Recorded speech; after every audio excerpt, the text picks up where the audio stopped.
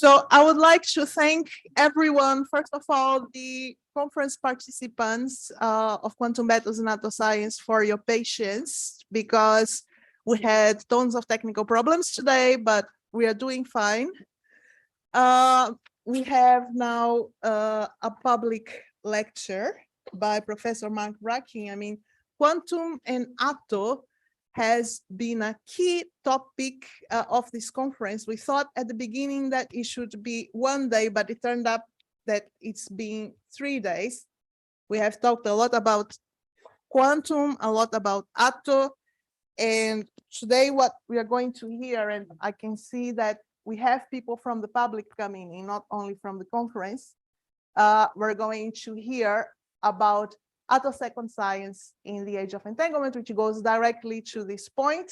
And I'll tell you a little bit about the speaker. Professor Marc Vrakking completed his PhD at the University of California at Berkeley in 1992.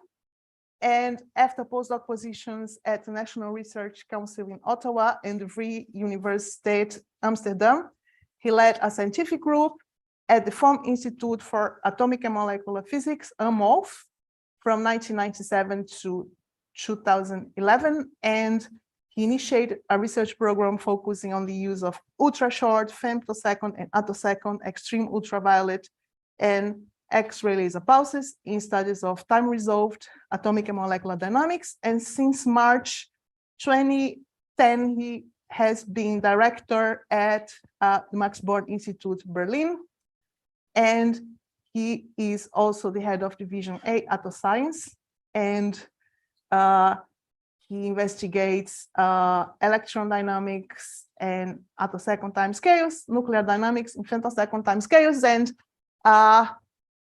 his recent work goes in this direction at the interface of quantum technologies and attoscience. So thank you so much for giving this talk, and we're ready to go. Okay, thank you very much. Yeah, so it's really a pleasure for me to present this talk to you, basically bringing two topics together that I find personally very interesting, very fascinating. And in that sense, I will try to give you my personal perspective on the question how quantum is Atto. Now, not to keep you in suspense, I'm going to answer the question immediately. For me, the relation between attosecond science and quantum physics is extremely intimate.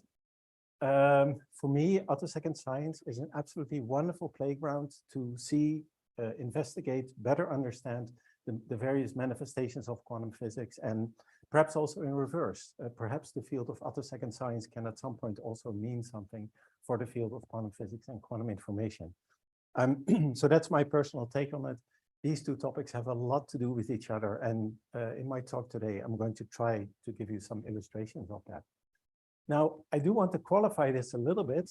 2 days ago, I was preparing this talk, and at some point, my daughter came to see what I was doing. She saw that I was preparing these slides, and I have to say, my daughter, she's a bit of a wise ass. So she sort of immediately said, "But please, Dad, you do realize that most marriages end in divorce." So I hope that's not going to be the case for attosecond science and quantum physics, but please keep that in mind. Okay, so what I'm going to do is, I'm expecting, I'm not sure if it's actually the case here, I was expecting sort of a general audience. That was my instruction. So I'm going to start with an introduction to quantum physics, a little bit my perspective on it, some of the things that I think are particularly important for us in attosecond science. Then I'm going to take you a little bit through the history of attosecond science. And then basically in the last part of my talk, I'm going to try and bring these two themes together and try to show you how I think indeed in attosecond science, we can now ask and look at very interesting questions as far as quantum physics is concerned. But like I said, we're going to start very basic, and we're going to start with the first year student introduction to quantum mechanics, and basically start with this result. So this result is almost 200 years old. It's a measurement done by Joseph von Fraunhofer, like I said, more than 200 years ago. And what he looked at was the light that is reaching the Earth from the sun. And of course, the one thing that immediately stands out is that there are certain wavelengths here where the amount of light that reaches the Earth is greatly diminished. There's absorption lines in here. And actually for a very long time, it was a mystery where these lines were coming from. Okay, so we jump forward a little bit more than 100 years. We arrive at Niels Bohr. And of course, this is where the explanation for these missing intensities was found. They basically could be associated with transitions taking place in the hydrogen atom. Now, and its results like these, that of course, at the beginning of the last century, started the whole quantum revolution, the whole development of quantum physics. Now, obviously, I'm not going to attempt to take you through the entire story of how quantum physics came about. I think anyway, probably most people in this audience are pretty well aware of this.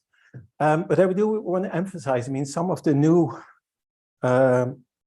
items in our vocabulary, our physics vocabulary, that came about because of quantum physics. Things like the uncertainty principle, right? I mean, the fact that if we have conjugate variables, such as, for example, position and momentum, then quantum physics puts constraints on how accurately we can know both of these things at the same time. And I think we all know that that's really a radical departure from how physicists used to think until then, and when basically things like position and momentum could be determined for any object with, in principle, arbitrary precision. The concept of wave function collapse, or I mean, the concept that we have to think about wave functions in the first place as the objects that guide us to the result of our measurement. So basically the concept introduced by Max Born that the wave function is a mathematical object that allows us to make predictions for the outcome of measurements with actually one particular wave function allowing for many different outcomes rather than just a single one. Another concept, also of course very well known, wave-particle duality. I mean, basically pointing at the fact that some of the observations that we make in our experiments that are quantum mechanical in nature are sometimes very difficult to talk about, in the sense that sometimes one and the same object will, in a certain context, behave more like a wave, and in another context will behave more like a particle. Or sometimes, as we'll see in a moment, in one and the same experiment, we see evidence for the particle-like behavior of the object and also the wave-like behavior of the object. The superposition principle, also something really odd, right? I mean, the fact that if we have one particular wave function that is a solution of the equations of quantum mechanics, the Schrödinger equation, and if we have two of these wave functions that are solutions, then actually also their sum is a solution of these equations, with, of course, lots of interesting consequences. Now, and then finally, the topic of entanglement, which I won't really introduce right now, but which, of course, we will get into quite a bit more, a little bit further down. Okay, so as an illustration of some of these concepts that were newly introduced in the context of the introduction of quantum mechanics, let's look a little bit more at wave-particle duality. And of course, a nice way to introduce wave-particle duality is by looking at the double-slit experiment. The reason that I'm showing you this is that on the one hand, it's a very beautiful experiment, but also this multi-slit picture of what we encounter in quantum mechanics is something that I'm going to come back to time and again in this talk. We will see this picture coming back, I think 4, 5, 6 times in the talk. Okay, so what do we mean by wave-particle duality? Well, it basically means that if we take a particle, it can be an electron, it can be a photon, it can be a somewhat bigger particle like a C60 molecule, and we send it into a double-slit arrangement, then on the one hand, on the detector that we place behind the slits, we can recognize the particle-like behavior, right? We will see really these particles arriving as individual units on our screen. But at the same time, we can measure interference patterns that point more at the wave-like behavior of the particle.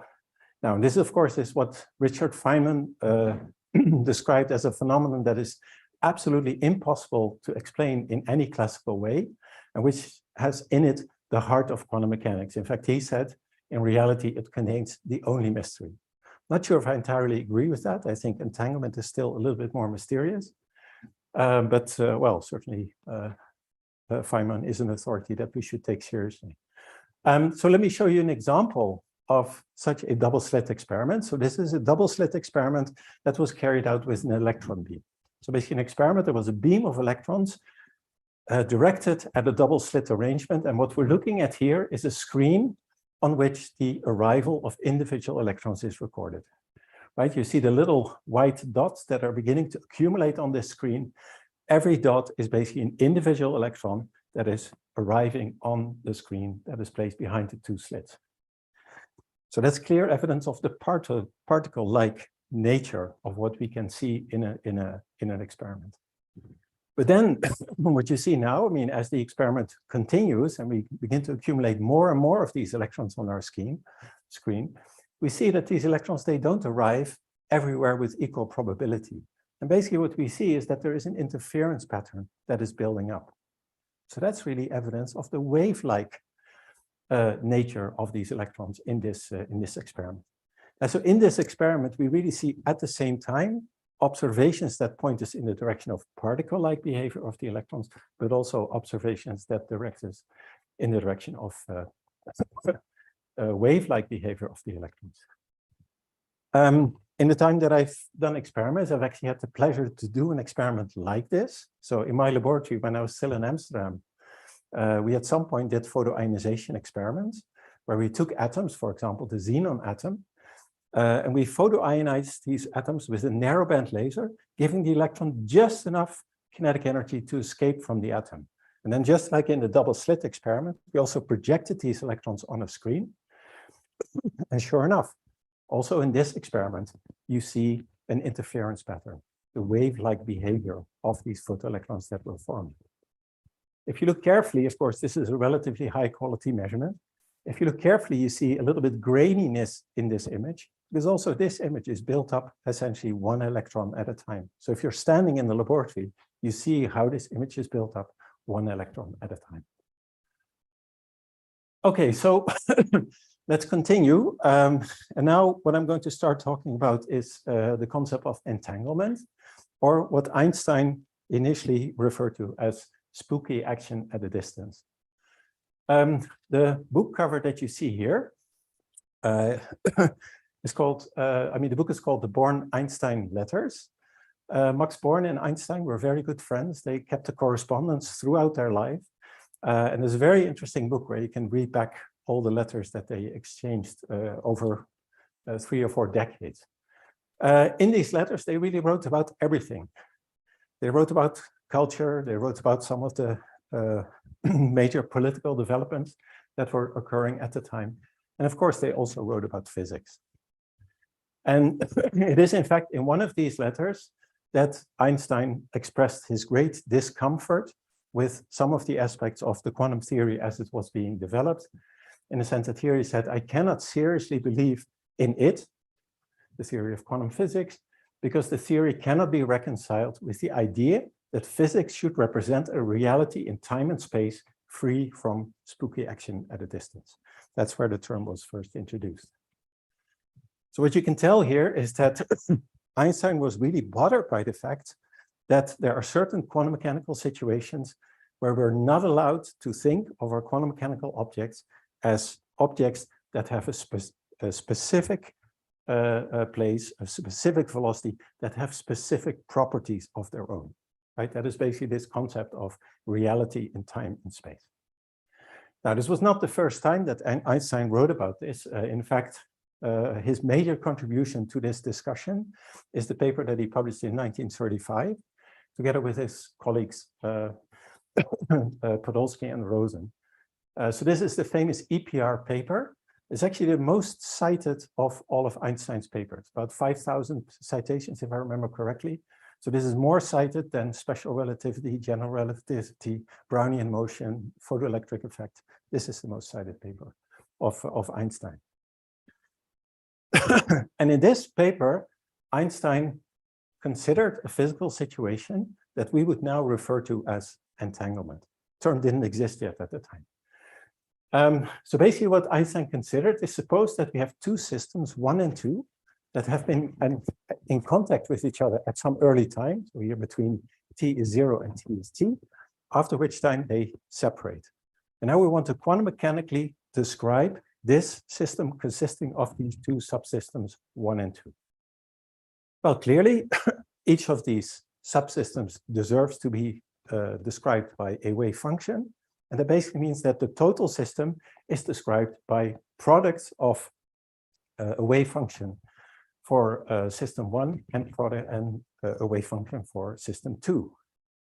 But the important thing is that this wave function is not just a single of these products, but in principle can be a whole sum of these products, right? Taking into account all the different wave functions that are possible for system 1 and all the different wave functions that are possible for system 2. Now, and that is where Einstein concluded that this really leads to problems, in the sense that the situation that he considered is that we now start to perform measurements on one of these two systems. And then, of course, quantum mechanics says there can be different outcomes, right? Sometimes we'll measure an outcome in relation to one of the wave functions for system 2, one of the wave functions in the superposition that system 2 can be in, and sometimes it will be another. There can be many different outcomes for this measurement, also depending on how we configure this measurement, whether we're going to measure a position or momentum or some other property of system 2. So what Einstein concluded is that that leads to the conclusion that after a sequence of 2 measurements on one of these 2 systems, the other system is left in a state with a wave function that depends on what we have done with system 1. Now, and that Einstein concluded cannot possibly be right, because that really violates this concept of reality in time and space. So as a way out, Einstein concluded that quantum mechanics must be incomplete. I mean, it must be the case that there is some part of quantum mechanics that we see and encounter in our experiments. But then in addition to that, there must be a kind of hidden part that also contributes to determining what we actually measure in our experiments. And so this hidden part basically is then often referred to as the hidden variables part. And together with the part of the theory that we encounter in our laboratory, this determines what we actually measure when what we actually find when we perform a measurement. So this is basically the first paper, as far as I know, where the concept of entanglement was noted and where the consequences of entanglement were noted. The actual term entanglement was introduced in a paper by Schrödinger, actually in the German name Verschränkung.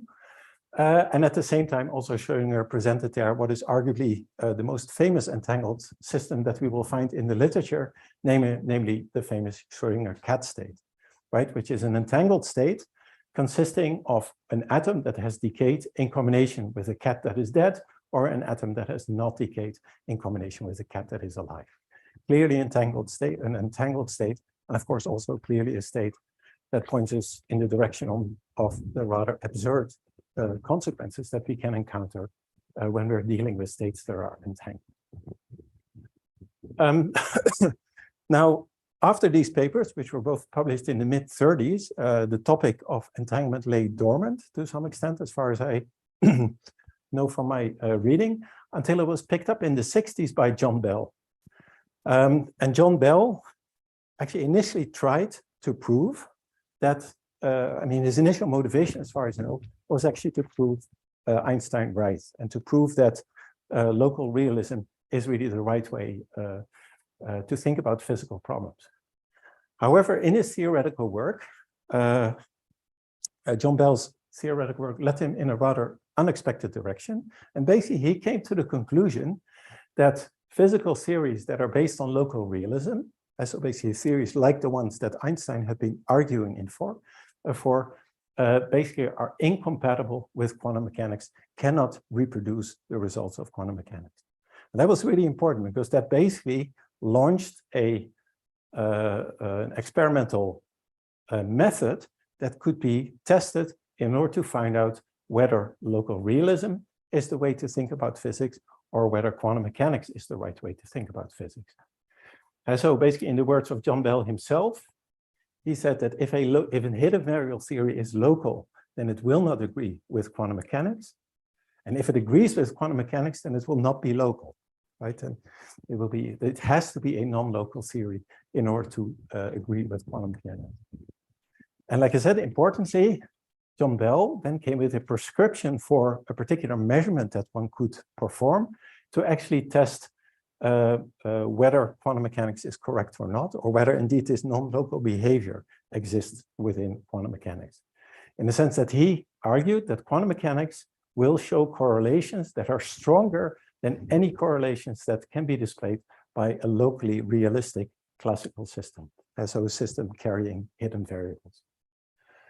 Now, that of course brings us to last year, the Nobel Prize last year, that was awarded to Alain Aspect, John Clauser, and Anton Zeilinger, in the sense that these three gentlemen all performed so-called Bell test experiments, all proved in their experiments that in fact the non-local behavior of quantum mechanics is really how things are.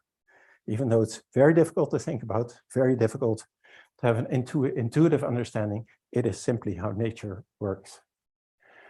Of course, this is not the only reason why their work was important, in the sense that the pioneering work that they did testing the violation of the Bell inequalities, of course, over time also really led to the development of quantum information science, led to the use of entanglement in very important applications such as teleportation, cryptography, quantum computing, and quantum information in general. Okay, also that's a large topic that I will not go into in detail. What I do still want to briefly talk about is the relation between entanglement and decoherence, because this will become really important the moment that we start to think about the role of entanglement in attosecond science. So again, we come back to our two-slit experiment, but now it's a two-slit experiment with a slight twist, in the sense that you can see that in the diagram that I'm showing you here, I've added two detectors, two observers that basically look at whether the particle is going through slit 1 or whether the particle is going through slit 2. This is, by the way, the work of Wojciech Zurek, who introduced this idea the first time. So before the particles arrive at the slits, they may be in a coherent superposition, right? It's undecided whether the particle will go through slit 1 or slit 2, or maybe we can't even talk about whether the particle will go through slit 1 and slit 2.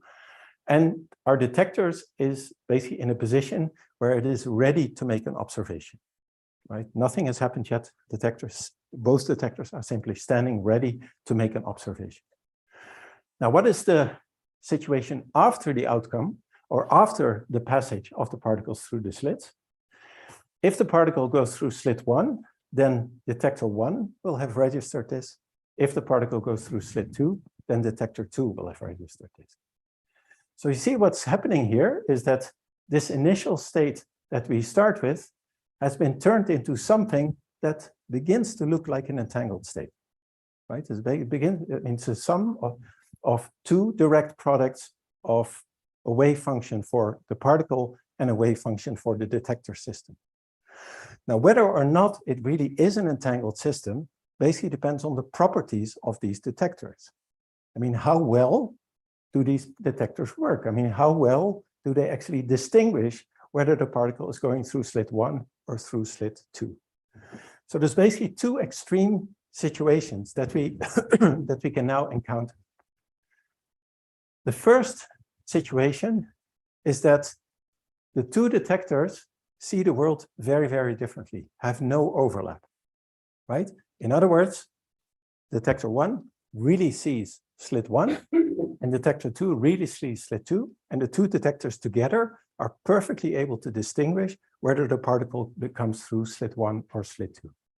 In this case, as we will see in a moment, there will be no longer any coherence between the two particles, between the particles that is heading towards the slit, and we will not see an interference pattern anymore. The other extreme that we may encounter is that these two detectors, they basically see the same thing, right? And that they're not really able to distinguish between state 1 and state 2. They're not really able to distinguish whether the particle is moving through state 1 or through state 2.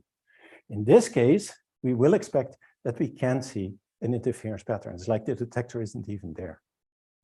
Now, this we can work out a little bit nicer mathematically. And there's actually an expression that we can derive for the density that we are going to see on the screen. And this is probably the only formula that I'm going to show in this talk. So this is basically the formula that we can derive for the density that we measure on the screen. So we see three terms. One term is essentially the result of passage of the particle through slit 1. One is the result of passage of the particle through slit 2. And here we have a cross term. This is basically the interference term, where we don't know whether the particle went through slit 1 or slit 2. And interestingly, what you see now is that in the presence of these detectors, this term is weighted by the overlap between what the detectors see.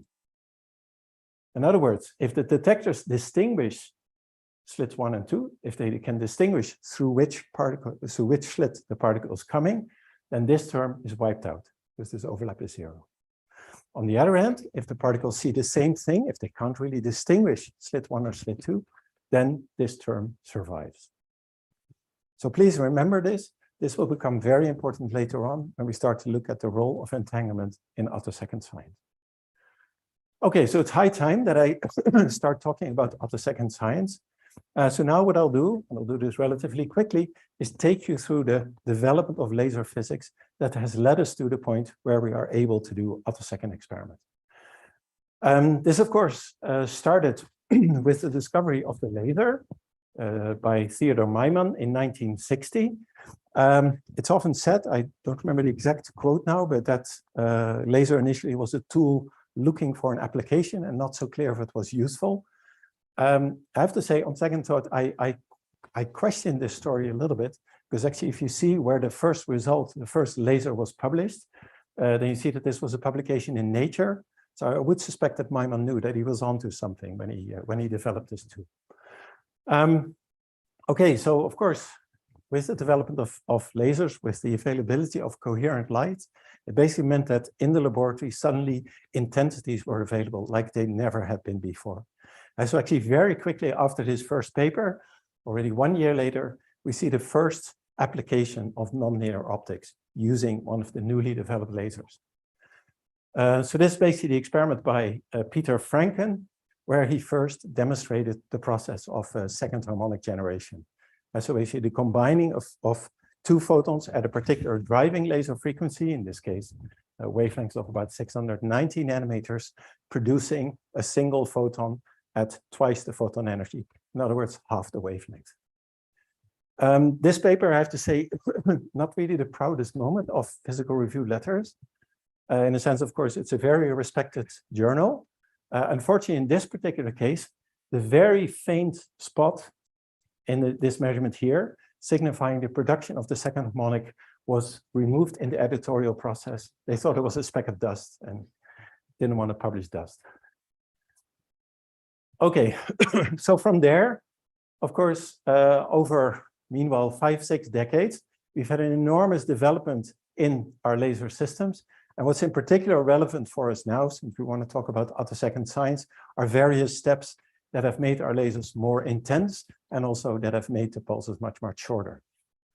So let me highlight a few of these steps that have contributed to more intense lasers and to shorter laser pulses. Now, of course, one of them, I think you know, also a recent Nobel Prize, 2018 for Gerard Mourou and Donna Strickland, basically for the development of chirp pulse amplification, right? Basically a technique in the amplification of laser pulses that suddenly allowed lasers to be more intense by 5-6 orders of magnitude. The trick being that during the amplification, we have to stretch the pulse so that the amplification process can happen at low intensity. Basically, Nobel Prize in 2018. Now then, already a little bit closer to home, the discovery of the harmonic generation technique in the late 80s, discovery almost simultaneously by Henriet and Charlie Rhodes, whose photograph is almost impossible to find on the internet, and that's why you don't see him here.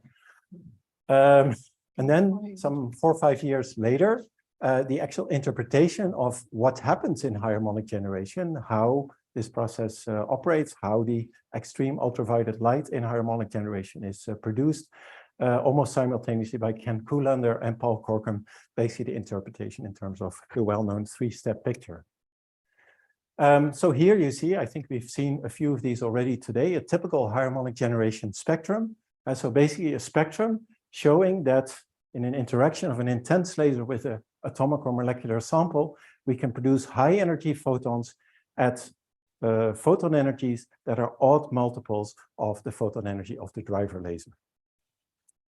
And of course, one thing also very nice that you can see is that it's a photon energy spectrum that extends over a very broad energy range. So in principle, the bandwidth may be there to produce very short laser pulses. What you see here on the right is how we commonly think about this harmonic generation process, the three-step picture. So basically a sequence of an ionization process in the intense laser field, followed by acceleration of the electron in the oscillatory laser field, and then a recombination process where these photons here are produced. And the value of the three-step process, the value of this way of thinking about this process, for example, comes about from the fact that this cutoff in the spectrum that you see here, this dramatic drop in intensity at a particular photon energy, can be very well explained in this picture, basically relating the highest photon energy that you see here to the highest kinetic energy of the return electron when it recollides with the ion. I think probably many people in the audience here know this. Next development that I want to talk about briefly is holocore fiber pulse compression. I mean, in many of our experiments, if we want to make isolated attosecond pulses, then it's important that we drive this harmonic generation process with pulses that are as short as possible, 1 or 2 cycles of the light, if at all possible. And that is something that was made possible by Mauro Nisoli, who developed the holocore fiber pulse compression technique. So basically a technique where you let the light from the laser system that you have available, for example, commonly used a Ti-sapphire laser, which will have pulse duration of a few tens of femtoseconds, where you let this propagate through a gas-filled holocore fiber over a distance of 1 meter or 2. And that then basically induces so much spectral broadening that afterwards the bandwidth is there to compress to extremely short pulses. And what I show you here is, for example, a result from our laboratory at MBI, where we take a reasonably intense Ti-sapphire laser pulse energy of some 14 millijoules or so to compress 2 pulses that are that have an energy of 6 millijoules and they're only 3.8 femtoseconds long. Please realize what 3.8 femtoseconds means in this context. This laser, like many of the lasers that we use in our experiments, has a central wavelength of about 800 nanometers. At 800 nanometers, one oscillation of the electric field takes 2.7 femtoseconds. Right? So you basically see that this laser pulse is something like 1.5 cycle long. Electric field just oscillates once or twice, and then the pulse is already over again. Of course, that's very nice if we want to have this three-step picture only once during our laser pulse. Yeah, that basically brings us to the first attosecond pulses, which were produced at the beginning of this century. And again, 2 results that came almost simultaneously. On the one hand, there was the result by my former AMOLF colleague Harm Muller, together with Pierre Agostini at CA-Saclay, where they characterized an attosecond pulse train using the rabbit technique. We already heard about the rabbit technique a few times today. And so this is basically a case where you take a relatively long laser pulse, for example, 40, 50 femtoseconds long, so that the 3-step picture will play out many times during your laser, and so that you're forming an attosecond pulse many times during your laser pulse. And at the same time, or almost the same time, the work by Ferenc Krauss and co-workers who drove the harmonic generation process with extremely short driver pulses, something like 5-6 femtoseconds initially, and thereby were able to produce isolated attosecond pulses. I briefly want to show you the rabbit technique, where rabbit basically stands for reconstruction of attosecond harmonic beating by interference of 2 photon transitions. And the way that such an experiment works is as follows. In order to know the time structure of a laser pulse, it suffices if at the same time we know the spectrum of the laser pulse, so the spectral intensity at all wavelengths, and we need to know the phase that the spectral phase that we have at all wavelengths. Now, the spectrum of the pulse, that's something that's typically very easy to measure. What is more difficult is to know the spectral phase throughout the spectrum, and that is precisely what this measurement does. It's an interferometric measurement in a sense that the measurement relies on interference between ionization processes that involve a relatively lower harmonic in combination with the absorption of an IR photon from the laser beam that has originally generated the XUV light. And that contribution basically interfering with the absorption of a relatively higher harmonic in combination with stimulated emission of an IR photon. So if we go back to the picture that we have had a few times already, we see that again, we are looking at a multi-pathway interference experiment. In the interference between absorption of a relatively higher harmonic in combination with stimulated emission of an IR photon and the next lower harmonic in combination with a photoabsorption process. Here you basically see the sequence of constructive and destructive interference that they got in the original measurement. And like I said, this was sufficient for reconstruction of the attosecond pulse. What I mostly want to talk to you about in the last part of my talk today is how in attosecond science we do pump probe experiments. I mean, after all, we're not just in the business for making short pulses. We want to use them in order to study time domain behavior in materials. And there, for me, the logical start is to start with the work of Ahmed Zewail, the Nobel Prize winner in 1999 in the field of chemistry, in the sense that Ahmed Zewail is, you might say, really the person who put pump probe spectroscopy on the map, who basically in his work showed that pump probe spectroscopy is really a wonderful way to look time resolved at the dynamics and more generally at the properties of materials, be they atoms, be they molecules, be they solids. What I'm showing you here is a typical example of one of the pump probe experiments that Ahmed Zewail did, certainly one of his more famous results, experiment on the sodium iodide molecule, where he used a pump laser to photoexcite the molecule from the ground state to this first excited state here. And in this excited state, we then form a vibrational wave packet. So basically the molecule begins to vibrate as a function of time.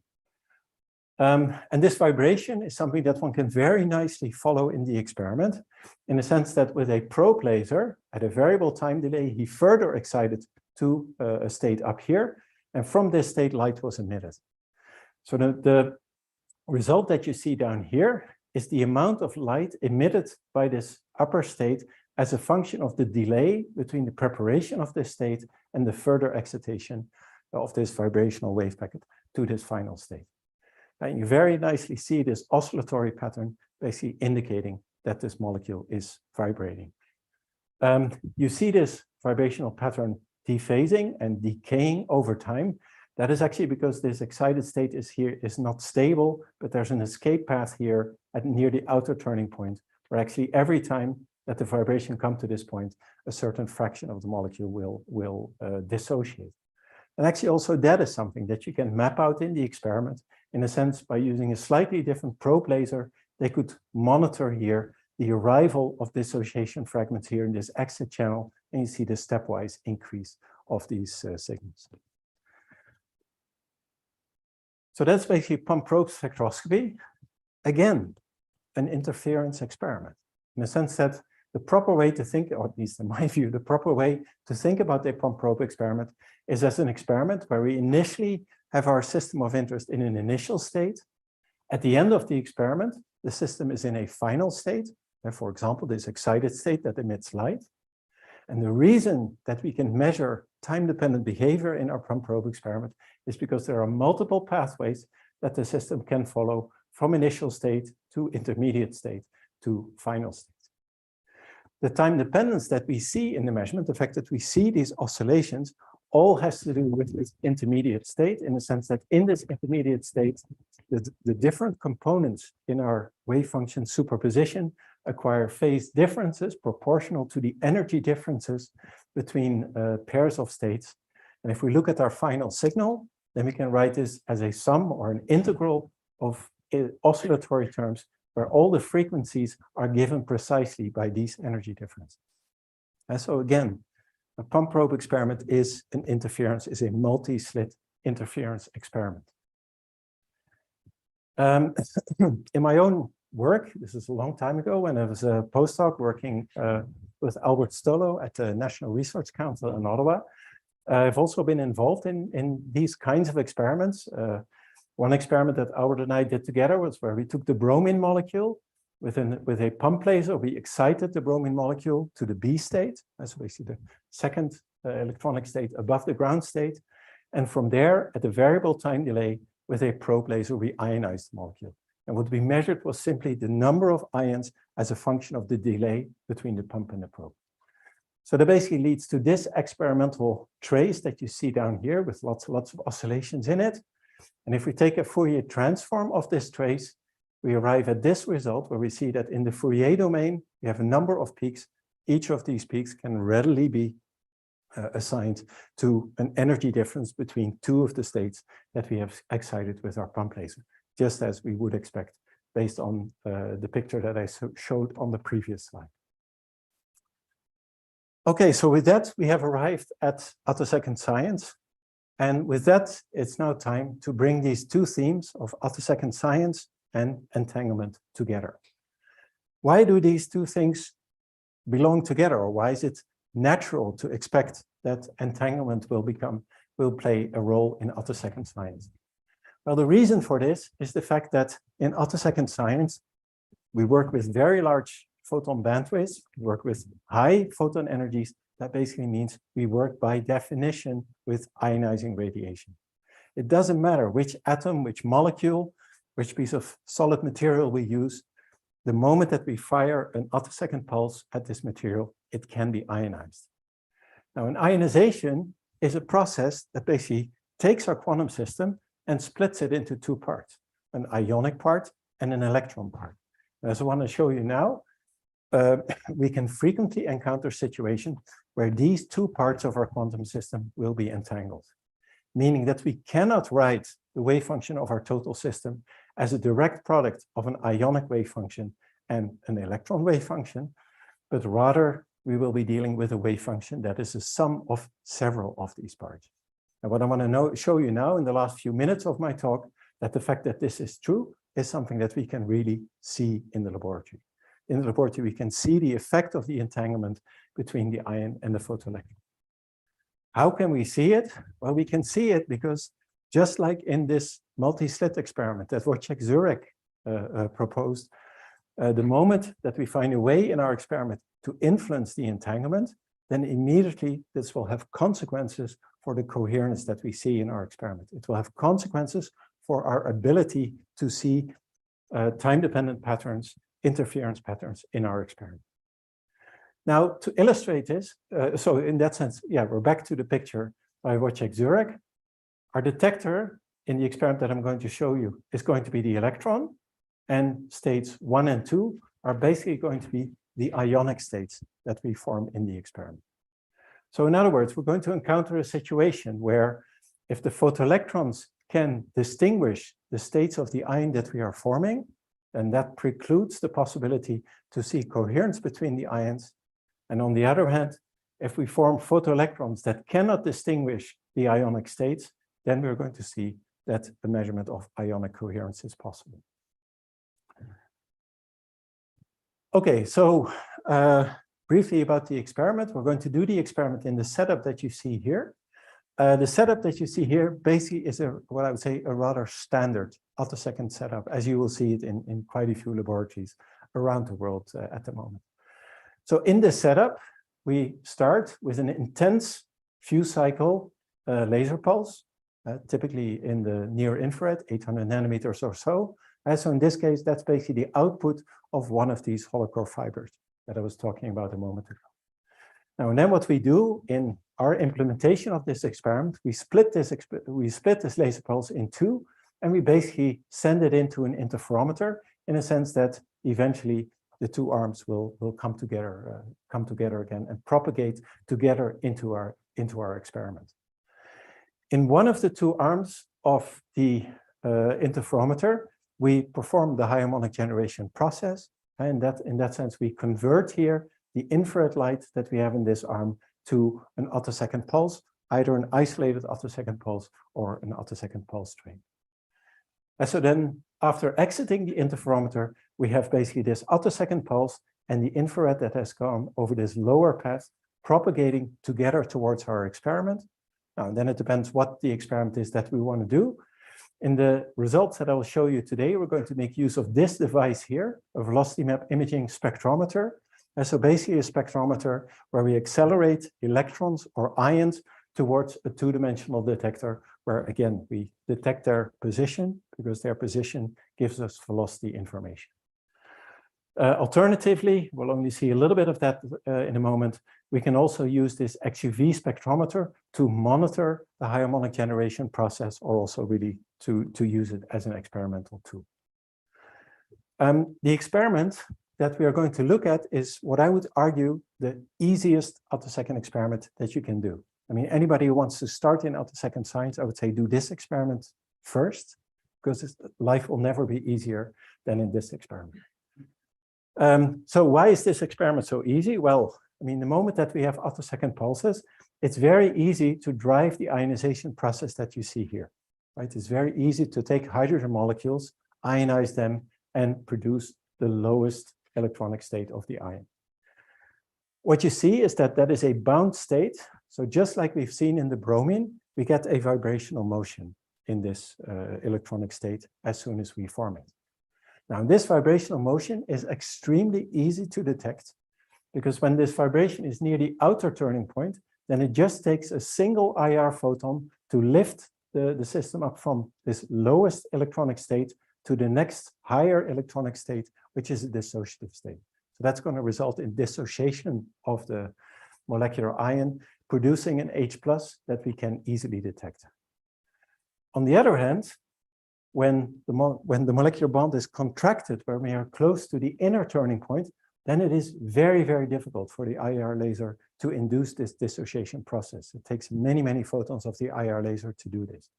So in other words, the IR laser here can act as a selective detector, telling us whenever the vibrational motion is near the outer turning point. That's why it's such an easy experiment.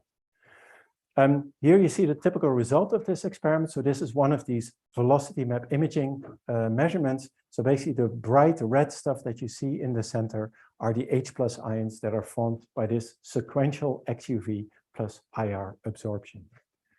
So we measure these H+ as a function of delay, and that allows us to make this plot here, where we have the intensity of these H+ ions as a function of their kinetic energy and as a function of the delay between the attosecond pulse and the IR pulse. And you see this leads to a measurement that looks very, very similar to the measurement on bromine that I showed you. And basically we see the dephasing and rephasing of this vibrational wave packet. And just like in the case of bromine, we can do a Fourier transform. We see a number of peaks. We can readily assign these peaks to energy differences between particular vibrational states of the H2+. Okay, this was an experiment 10, 12 years ago. What I'm now going to show you is a recent change that we have made to this experiment. And the change we've made is because we really were interested in seeing the role of entanglement in this experiment. So the change in the experiment is a relatively simple one. You see that previously we had this interferometer where we prepared the XUV plus IR pulse pair that we use in this experiment. And now, in addition to that, we see that we've put another interferometer in the XUV arm of our experiment. Yeah? So that basically means that right now, we don't drive the harmonic generation process with a single IR pulse, but we drive it with a sequence of 2 IR pulses whose delay we control very, very precisely. When I say very, very precisely, I mean we control this delay with an uncertainty of something like 8 attoseconds. It's very, very stable delay. So that basically means that when we perform the harmonic generation process here, we form a pair of attosecond pulses, that is to say, a pair of isolated attosecond pulses or a pair of attosecond pulse trains with a very precise relative delay. And those are the pulses with which we are now going to repeat this hydrogen experiment. Before we do that, let me show you that the delay is indeed very, very stable. So here you see for a few delays between the IR pulses, and therefore for a few delays between the XUV pulses, the harmonic spectra that we measure. And so on the one hand, you see the normal harmonic structure with peaks that appear at odd multiples of the photon energy of the driver laser. But in addition to that, you see a fringe structure. That fringe structure basically comes from the interference between these two XUV pulses, exactly as we would expect. So like I said, we're now going to use these pulses in our experiment. And so we're going to ionize H2 again, but now by a pair of attosecond pulse trains, very short attosecond pulse trains, maybe 5 femtoseconds long. And then we're going to dissociate the H2 plus again using an IR probe laser at a variable delay time with respect to these attosecond pulses. And again, just like in the previous experiment, we're going to detect the H plus, the amount of it, the velocity, the direction with respect to the polarization axis. And so here again, you see typical results. What we measure is a projection of the three-dimensional velocity of H plus ions on a two-dimensional detector. And by a little bit of math, we can reconstruct the three-dimensional velocity distribution. Here you basically see a slice through this distribution. And so what we measure is this velocity distribution as a function, so basically the amount of H plus that we form, as well as a compact way to describe the angular distribution of these fragments. And so the end result of our experiment is that we basically get the number of H plus ions as a function of their velocity, as a function of the XUV delay, and as a function of the XUV IR delay. And then similarly, we get the parameters describing the angular distribution as a function of these parameters. And so it's quite a multi-dimensional experiment. Okay, let me show you some results of this experiment. And so here we have beta 0, the intensity of the H plus. Here again, the angular parameters as a function of the H plus momentum, that's the vertical axis in this graph in arbitrary units, and as a function of the XUV IR delay. And I'm showing you this for two different delays between the XUV pulses. The upper one here is for a delay of 29 femtoseconds between the XUV pulses. This one here is for a delay of 45 femtoseconds between the two XUV pulses. Now we're going to analyze this the same way we've done this before. For bromine, the earlier H2 experiment, we do a Fourier transformation. And so basically for every velocity that we have here, so every horizontal line that we have here, we do a Fourier transformation. So on the right here, you see the Fourier transform power spectrum that we then get. And just like we've now already seen several times, we measure a number of peaks. And of course, all these peaks can readily be assigned to energy differences between vibrational states of the H2 plus, just as should be the case. And so we see a number of peaks that correspond to the energy difference between adjacent vibrational states. And we also see some peaks where the difference in the vibrational quantum number is 2. Now, of course, the interesting thing is to look at how this Fourier transform power spectrum depends on the time delay between the two XUV pulses. And there we see something really remarkable. When we look at these peaks where delta V is equal to, or in other words, what we say the next nearest neighbor coherences, then we see there's basically no difference between these two measurements, or at least very, very small. But when we look at the nearest neighbor coherences, then we see that they're very intense for a delay of 29 femtoseconds, and they're almost absent for a delay of 45 femtoseconds. Please note that the color scale in this graph goes over 4 orders of magnitude. So the change that we see here is really a very big one. Now, of course, we haven't done this experiment just at 2 delays between the XUV pulses. We've done it at many delays.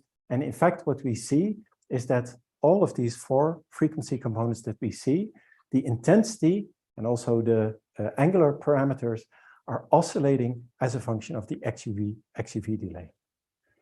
And our claim now is that this is due to entanglement. So before I try to convince you, let's first make the observation that we see an oscillation for all 4 frequency components. And interestingly, we see that the oscillation period that we have here is 2 pi divided by the energy difference between the 2 states that are involved. And that will be relevant in a moment. Now, there are 2 ways to explain this result. There's 2 ways that I can set up an argumentation to convince you that this is due to entanglement. What I will do today, and that's going to be the last thing that I do, is give you a simple picture that rationalizes this. On Friday, I will briefly come back to this experiment, and on Friday, I do it a bit more thorough. Then we invoke the density matrix and so forth. We do it a bit more rigorous. But right now, I just want to leave you with a simple picture. And this is the simple picture. What I'm showing you here is our calculated photoelectron spectra accompanying the formation of H2 plus in V equals 0 and V equals 1 for a case where the delay between the attosecond pulses, the XUV delay, is 2 pi divided by the energy difference between V equals 0 and V equals 1. We see a photoelectron spectrum with a fringe structure. That fringe structure is simply the fringe structure that you've seen before in the harmonic spectrum, right? This fringe spectrum structure that we also saw experimentally depending on the XUV delay. For this particular delay that I've chosen, 2 pi divided by the energy difference, the frequency spacing in this fringe structure is actually equal to the energy spacing between these two levels. And as a result of that, these two photoelectron spectra look very, very similar. I mean, they're not identical, right? I mean, one spectrum is shifted by one fringe with respect to the other, but the end result is still that they look very, very similar. So in this case, I can do a Gedanken experiment. I can ask myself the question, what would change in my experiment if I decided to measure, for example, the photoelectron kinetic energy? And suppose that I would do that, and suppose that I would get this result. The result wouldn't really tell me anything. It wouldn't allow me to make any more statements about whether I formed V equals 0 or V equals 1. Now let's look at another delay. So the delay that I'm showing you here is only half as long, pi divided by the energy difference instead of 2 pi divided by the energy difference. As a result of that, the fringe spacing in my XUV spectrum is now twice as large. And you see now my photoelectron spectra look very, very different. And then now they really look offset from each other. And if I repeat my Gedanken experiment, then, for example, I might, if I go and measure the photoelectron kinetic energy, I might find this result. That would pretty much tell me that I'm dealing with H2 plus in V equals 1. Or on the other hand, I might find this result. That would pretty much tell me that I'm dealing with H2 plus V equals 0. So you see that in this case, a possible measurement of the photoelectron carries information about which state of H2 plus I'm dealing with. In other words, here we are dealing with an entangled system. And so this basically brings me back to the experiment by Wojciech Zurek that I discussed with you. That in this upper case, the one photoelectron measurement looks very different. I mean, the photoelectron is able to distinguish whether I formed the one ionic state or the other. That is basically the case where we are dealing with an entangled system. And as a result of that, I am not going to be able to see interference between pathways involving these two states. On the other hand, in this particular case, both photoelectrons see more or less the same thing. I don't have an entangled system, and nothing hinders me from seeing vibrational coherence. Like I said, the more extensive explanation of this I give you next Friday, when we're also going to look at this, look at how this looks from a density matrix perspective. Okay, so that brings me to the end of my talk. So I hope that I've convinced you that attosecond science, in my view, is really a wonderful playground for the observation and also the investigation of some of the more intriguing aspects of quantum mechanics. We've seen a lot about interference. We've seen interference show up in many, many different places. And we see that there's also very interesting things that we can do with entanglement. Of course, what I've shown you today also carries a warning. Basically, I mean, if entanglement can play a role in attosecond experiments, then we better think very carefully when we're designing our rabbit experiments or our charge migration experiments, what the possible role of entanglement might be. And there's interesting cases that we can think of where entanglement will really stand in the way of doing an interesting experiment. What I've shown you today is basically entanglement of the photoelectron with the vibrational states of the cation. What I'm going to show you on Friday are more recent experiments that we've done, not yet published, where we've found evidence for entanglement of the photoelectron with the electronic states of the cation. And in future work, we also want to look at entanglement with other degrees of freedom that we may encounter in our experiments. For example, the orientational degrees of freedom. Now, and finally, I hope that this work gives you a sense that there's a very interesting emerging link between what we can do in ultrafast laser science and the field of quantum information, a little bit the same point that Marco was making this morning. And with that, I want to thank you for your attention.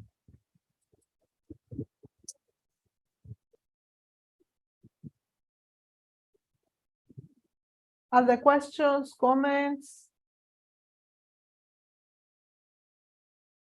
Thank you for this really nice talk. Yeah, go ahead. How do you control the delay between the two processes? Yes. You mean in the Mach center interferometer? This XUV interferometer. Yeah, it's basically a combination of things. It's an interferometer that is both passively and actively stabilized.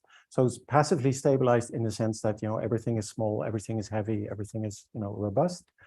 It's also actively stabilized in the sense that along with the femtosecond pulses that we use in the experiment, we also propagate a very narrow band stabilized CW laser with along both of the paths. And we create an interference pattern between these two CW lasers that we lock in place. And that actually keeps the, I mean, if we wouldn't do that, then the short-term jitter would be small, but the system would drift away. Basically, with this arrangement, we can lock the system in place. And we can keep this 8 attosecond jitter, we can keep it over a period of 24 hours or longer. Yeah, it's very, very stable. Manfred? I'll make a comment.